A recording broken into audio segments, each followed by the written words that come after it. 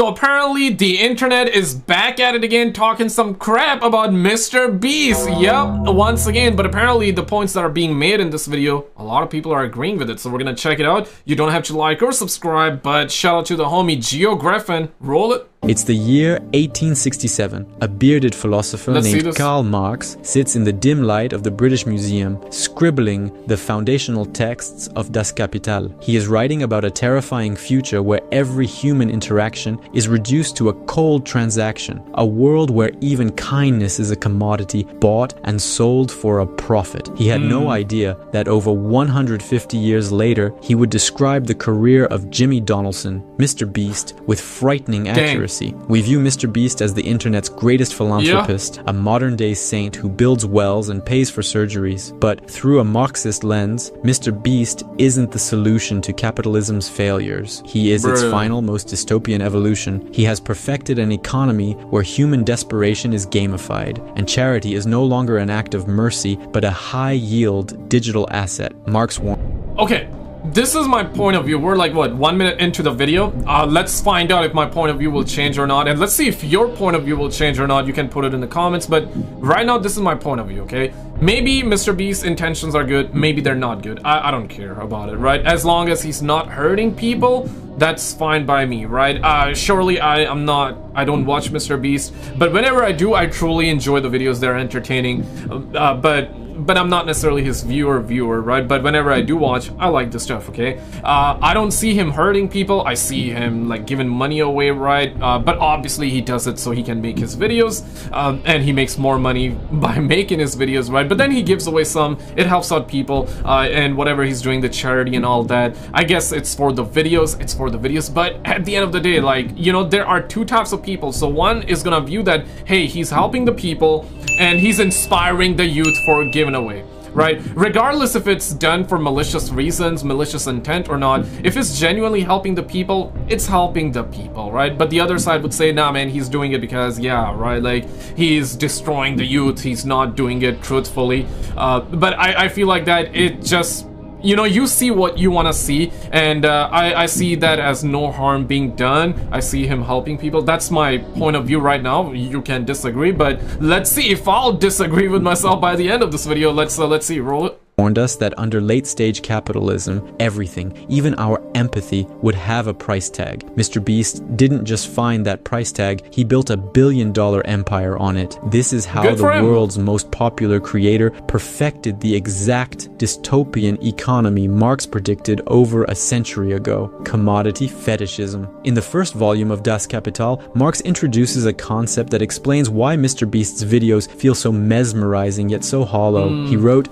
so it doesn't necessarily mean that he was hating. So he's not hating, he's just describing, like, okay, so it's more like a prediction coming true, right? A prophecy in the making. Now, a lot of people call Mr. Beast the Beast, okay? He the Beast, the Dajjal, the Antichrist. I don't think he's the Dajjal or the Antichrist, guys, but if you believe that, put it in the comments. Commodity appears at first sight an extremely obvious trivial thing, but its analysis shows that it is a very queer thing, abounding in metaphysical subtleties and theological niceties. When you watch a Mr. Beast video, what are you actually looking at? You see a suitcase filled with $100,000. You see a brand new Lamborghini. You see a house being given to a homeless family. To the average viewer, these are just good deeds. But to Marx, these are commodities in their most fetishized form. In a Mr. Beast production, money is never just a medium of exchange, it is a prop. It is a visual effect designed to trigger a biological response. Marx argued that commodity fetishism occurs when the social relationships between people are masked by the exchange of objects. Think about it. When Jimmy... I mean, truthfully though, it is true, like, money sells, okay? Money, lust, hot girls on the internet, you know, thirst traps. I mean, there's a reason why thirst traps are called thirst traps, and they work, you know what I mean? So on the boys, on the youngins out there. So it is true. I mean, all of these types of, you know, whatever you want to call it, like money, lust, thirst traps, young girls just shaking their ass on the TikToks, the TikToks people call them, right? it works for content. It gets the most amount of clicks, it gets the most amount of views, but so is the other type of content, you know what I mean, that would be less egregious and I would say more ethical, more moral. But I mean, listen, everybody got their own version of the moral, everybody got their own moral compass. Again, you see what you want to see, right? They call it like, hey, the frequency you're kind of tuned in. So you will only see, if you're a positive guy or gal watching this video, most of the time you're only going to pick up on the stuff that will be positive to you subconsciously, right? But if you are somebody that views life with a negative lens, you're gonna catch up on the negative things. And then you got the people that are more realistic, they see both sides as well. So yeah, there is a whole lot of you see what you want to see as well. Relationships between people are masked by the exchange of objects. Think about it. When Jimmy hands a random person $50,000 for staying in a circle, we aren't seeing a social connection. We are seeing a person's value reduced entirely to the cash in their hand. We don't see the systemic poverty that makes that $50,000 a life-altering miracle. We only see the magic of the money itself. The money becomes a godlike entity that's... No, that's a very valid point. I never saw it like that. Again, you see what you want to see, right? I watched the videos for entertainment, and I was like, hey, that's cool. Like, somebody actually won. That's actually cool. That was it. And I assume for a lot of people it was like that too, but for some people it wasn't like that. So again, it's, you see what you want to see. But not interesting so far. It's not necessarily hate. It's more like, yeah, Marx made a prediction and it's apparently coming true. There have been a lot of prophecies, predictions coming true. I guess we really in a crazy timeline though, but... solves all problems, hiding the ugly reality of the labor and desperation that created the need for the money in the first place. Mr. Beast is not giving away money in the traditional sense. He is converting human struggle into a high-yield digital asset. Marx warned that in a capitalist society, all that is holy is profaned. The sacred act of charity has been stripped of its human soul and redesigned to satisfy a recommendation algorithm. It is the ultimate commodification. Kindness itself has become a product you can subscribe to. Human alienation. Marx... I remember like a decade ago, right? I was in high school and I remember I found out about Vitaly ZDTV because there was another one of my classmates. Okay, this is interesting. One of my classmates actually found out about Vitaly.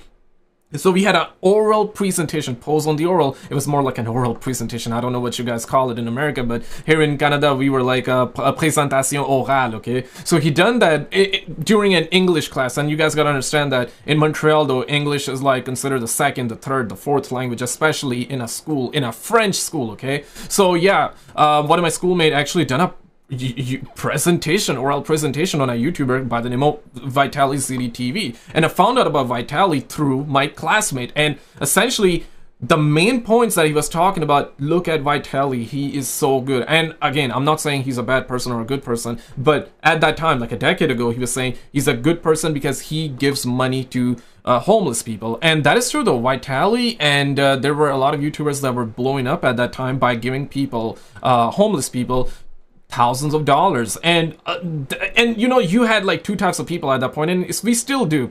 People look at that, hey, that's a good thing, and this is inspiring people, giving away money to other people and filming yourself, sharing that. So people view that as, hey, you're a good guy, you know, you're making somebody's day up, plus you're inspiring other people to do the same. But then the other side is saying that, hey man, you're only doing that for content, charity, that's no longer charity. You're doing that so you can actually get more views and make more money, right? I mean, both points are right. But the way I see it is that, okay, like, that's kind of inspiring, and in a way, if you can make somebody's day, you can make somebody's day. But deep down, though, we all know, you know, if it's free, you're the product. You know, there's a saying, if it's free, you're the product, which is true, though. I mean, both sides in a way are true, but you believe what you want to believe. You see what you see. Marx's theory of alienation is perhaps his most haunting critique of how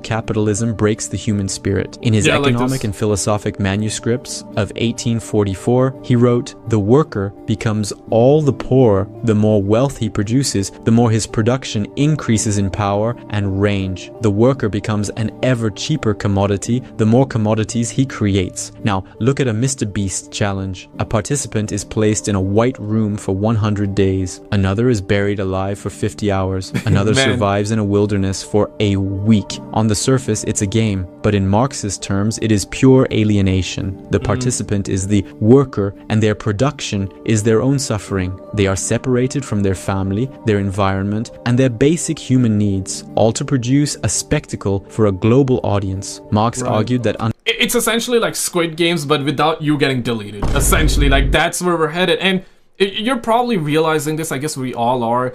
Everything is going extreme, though. You know, I guess that's what it is. Humans are designed like that. Yo, we gotta do the next big thing, right? The next big thing, the next big thing. We're always chasing, and it's always is endless. The desires are always endless. So, you know, whatever the case might be, yeah, you will find out that it's getting really extreme, though. And Mr. Beast is also getting very extreme with his videos and challenges. Human needs, all to produce a spectacle for a global audience. Marx argued that under capitalism, the worker is alienated from their species essence, their true human nature, by placing people in sensory deprivation or extreme physical conditions just to pay off student debt or buy a house. Mr. Beast literally strips them of their humanity to see how much value can be squeezed out of their endurance. I remember, like, when the entire, I'm forgetting his name, Tyson something, Chris Tyson, I believe, could be wrong, I'm not trying to butcher his name, I'm sorry for that, I just don't remember, but the guy that actually switched sides and changed and became a sister, the dude that became a sister, right? Yeah, so yeah, that situation was blowing up on YouTube, and there was a whole lot of stuff, like that guy that became a sister now, apparently, you know, from a brother to a sister. Yeah, that brother apparently was into the young kids stuff, right? Kind of like the EP stuff. Cannot talk about that on YouTube. So that was coming out, and yeah, around that time, there were also a lot of other people coming out, like that so-called Mr. Beast Challenge videos contestants. They were coming out, this is all alleged, by the way, they were coming out and they were saying that, yeah, man, Mr. Beast is putting us through like harsh conditions. Yeah, the challenge videos, man, they're not the same in real life. He is making our life living hell, and putting us in through miseries. And you know, at that time there were two sides to the story, as always, though. One side was saying that, well, you opted in for it, sucker, you actually signed the documents, you actually went for it, while knowing fully well that it's not gonna be easy because the prize is big. The bigger the prize, the harder the challenge would be. So you signed for it, sucker. And the other side was like, nah, man, we need to sue Mr. Beast, and this, that, the other. So there were always like that. There were always two sides, but then the drama kind of stalled. But now every now and then, you know, it pops up. They aren't there because they want to play a game. They are there because they are economically coerced. In one video, a man stays in a circle for months to win money for his family. We watch his mental health decline. We watch him weep. This is exactly what Marx meant when he said the worker's labor becomes an object, an external existence that exists outside him, independently, as something alien to him. The contestants pay. And I'm sorry for pausing too much, but it's just that this is insane, right? And you see this all the time in the comment section. Yo, I'ma stay locked up for a year if that means I'll make $1 million. People say that all the time. Maybe some of you watching, maybe once in your life you also commented some shit like that on a YouTube video or anywhere on social media by seeing a post where it said that, yeah, that guy got jailed, that, or this happened, that happened, and apparently a year later he will have like so and so X amount of money, right? So and then people always say, okay, I wish that happened to me. I mean, I would take it. I'd rather be, you know, people always say they would be in a jail, and if that means a year later they will get $1 million, they will do it. Obviously, people say that for shits and giggles, but I mean, it's no shits and giggles if it happens for real, right? And even dudes like him that is willingly doing it, their mental health will deteriorate because, bro, like, you know, you're not designed for shit like that. So to him, the contestants' pain is no longer their own. It belongs to the Beast brand. It is a raw material like coal or iron, mined from the human psyche and sold to us as entertainment. The more the contestant suffers, the more wealth the video generates. They are a cog in a machine that requires their total alienation to function. They sell their life activity to obtain the means of subsistence, turning their very existence into a game of of survival, exchange value. To understand the genius and the horror of the Mr. Beast model, we have to look at how he treats human life as a balance sheet. Marx famously distinguished between use value and exchange value. In value, price and profit, he noted, as exchange values, all commodities are merely definite quantities of congealed labor time. Take the video where Mr. Beast pays for 1,000 people to have cataract surgery. The use value of that act is immense. 1,000 people can now see it is a genuine good, but in the logic of the channel, the exchange value is what matters. The cost of the surgeries is a variable capital investment. The congealed labor time is the months of planning and editing. The goal, to produce a thumbnail and a title that generates a surplus value of 150 million views. If curing 1,000 people only generated 100 views, the Beast Empire would collapse. The mercy is only viable if it is marketable. This creates a terrifying feedback loop. Marx warned that capital must always... because then it becomes more extreme. So, and Mr. Beast has to do these extreme things, right? These challenges or the stuff, so he can keep doing them. Yeah, again, two sides to it, right? The way I see it is... no, I get the point of the video. I understand. Trust me, I fully understand what's going on, but still the way I see it is like, okay, he's not necessarily harming people, he's helping people, giving away money though. Maybe internally the motives aren't that good, or maybe it is. Maybe it's a little bit of both. Hey, I want to have the most views on my videos possible, and I also want to help people out, but hey man, I want to do the best for myself. Thank you, Gina, for subscribing. Maybe it's a little bit of both, or not a little bit, maybe it's fully both. Yeah, it'd be what it be, but the way I see it is he's helping people, he's giving away money, not hurting people. I guess the ones that are gonna be isolated for 90 days or how many days, you know, staying in one place, okay, you're... That is, yeah, that's questionable, that's debatable. Yes, that one I do agree, that's not a good thing, but yeah, people make money on other people's miseries, and it is about... treatments, not necessarily cures. Yeah, we'll give you treatments, and treatments being like the money for you to actually stay in the circle for that long. Crazy. Seek to expand because the cost of it's a terrifying feedback loop. Marx warned that capital must always seek to expand because the cost of curing blindness or building 100 houses is so high. The next video must be bigger, louder, and more viral to pay for the last one. This is the commodified charity loop. It is a self-sustaining microeconomy where the viewer's attention directly funds the next spectacle of wealth distribution. You, the viewer, are the consumer of this charity. Your attention labor is what gives the video value, which the brand then harvests to buy more good deeds. It turns the audience into passive participants in a digital coliseum. We aren't being inspired to help, we are being conditioned to watch. Marx believed that the market eventually turns everything into a quantity. In the Mr. Beast universe, there is no quality of mercy. There is only the quantity of people helped versus the cost per click. It is a cold, calculated breakdown. Okay, this is a genuine question to everybody, right? You don't have to answer how much or anything, but I would love to know. And be honest though, one in the comments if you actually helped anybody. Maybe you donated to a charity, help people out on the street. Maybe it was like $2, $5, $10, $100, thousands of dollars, millions of dollars. That don't matter, okay? You don't have to specify. One if you have, two if you have not. Put it in the comments. If you have done that by watching Mr. Beast videos or any of the videos on the internet where you see a guy donating or giving money to a homeless guy, makes a video and puts it online, right? Just off of that, have you ever helped somebody out? One if yes, two if not. Okay, maybe you help somebody out, but without watching any of these videos, without being inspired by any of these videos, that's different. I'm not talking about that, all right? If you did help somebody out without these videos, without being influenced by any of these videos, don't put it in the comments, okay? I'm just asking one in the comments, the number one, if any of these videos inspired you to help. Two if not, just genuinely, right? Let's see, like, I'm curious to see what you guys gotta say. As for me though, not really is what I'll say. Not really.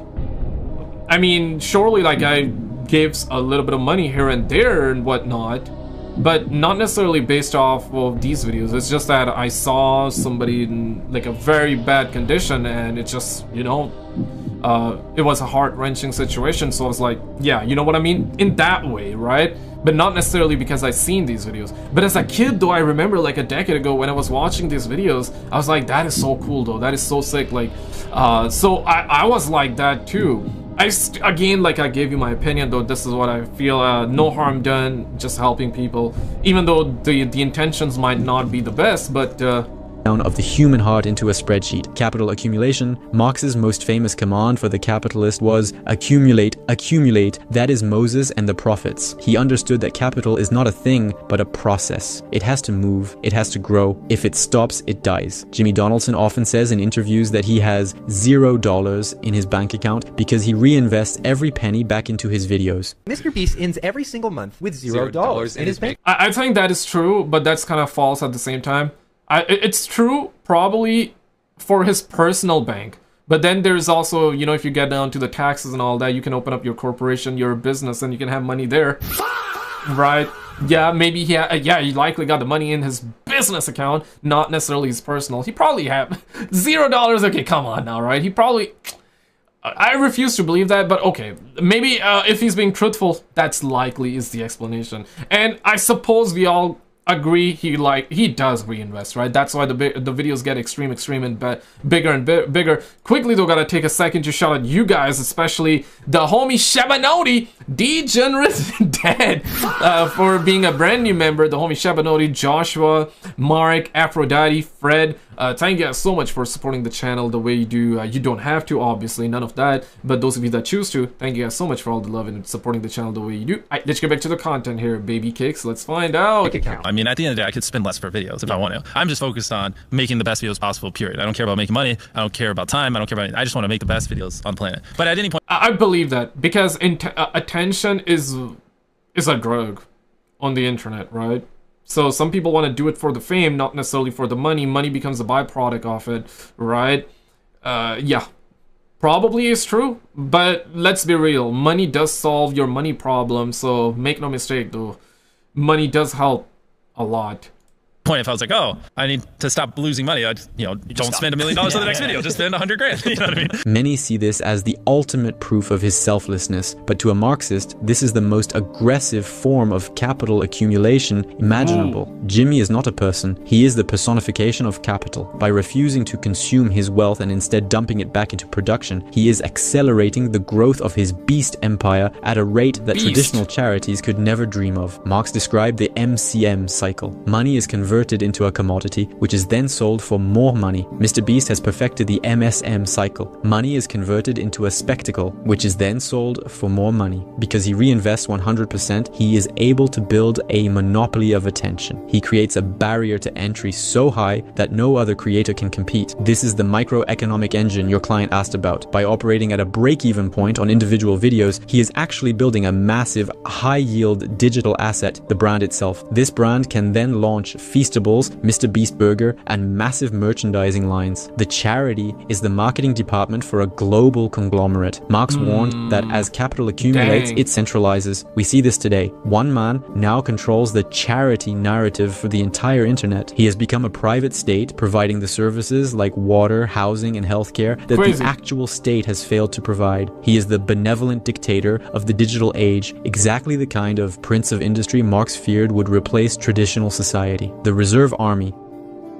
Finally, we have to look at the people who aren't in the videos. Marx spoke of the Industrial Reserve Army, a mass of desperate, unemployed people who exist on the fringes of society. He wrote, "The Industrial Reserve Army, during the periods of stagnation, weighs down the active labor army. During the periods of overproduction and paroxysm, it holds its pretensions in check. In every Mr. Beast challenge, there are 100, 1,000, or even 10,000 people. But for every person in that video, there are millions more in the comments begging for a chance. Jimmy, please help me pay my mom's medical bills. Like, Jimmy, I'm about to lose my house. This is the result." Yeah, just one of the thought that actually popped up though. Okay, I'll share it. There was a classmate, one of my classmates, right? Fellow classmate. Good guy, decent guy, I remember. But then we never spoke. Decade later, just now it's been a couple of months, he reached out to me and he's like, yo, I need help for Christmas. I need just 60 bucks. And I was like, 60 bucks, alright. I send him while fully kind of like knowing if I send it, I'll probably not get back. So I was like comfortable with that, right? He never he said that he will give me back the money in a week's time.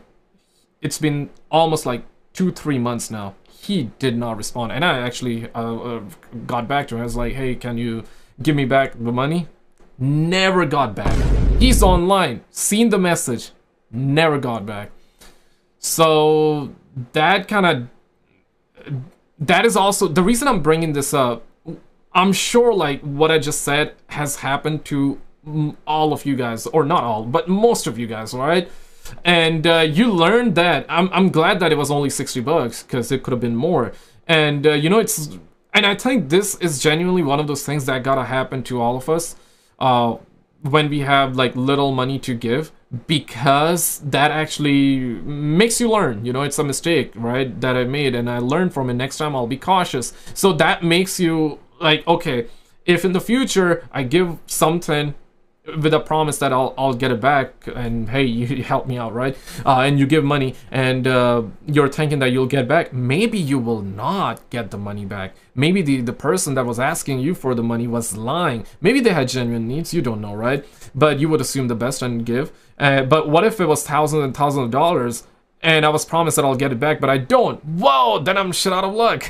But yeah, so there's always a lesson. But yeah, what are your thoughts on this entire situation? I still think it's a good thing he's doing in a way where he's helping people. Internally though, I guess this was more like a prediction coming true, and it's one of those things like it gets more extreme. So it'd be what it be though. Yeah. Yeah, check out this video. I'm not sure if you guys saw this or not. This is what's going on right now in America, and the situation is pretty wild. Check out this video on the screen, and I'll see you there.